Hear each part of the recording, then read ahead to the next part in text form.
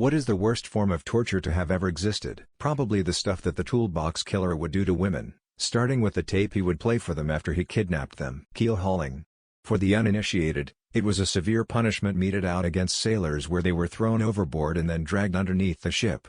The extra nastiness of keel hauling comes from the razor-sharp barnacles on the ship's underside. Combine the fear of drowning with the sensation of being shredded by a giant cheese grater. Liking someone so much that you instantly reply but they reply the next day. Probably death by 1,000 cuts where they cut pieces of you off bit at a time, but the wheel was also pretty horrible. It could potentially take really long to die. Brazen Bull or the Blood Eagle.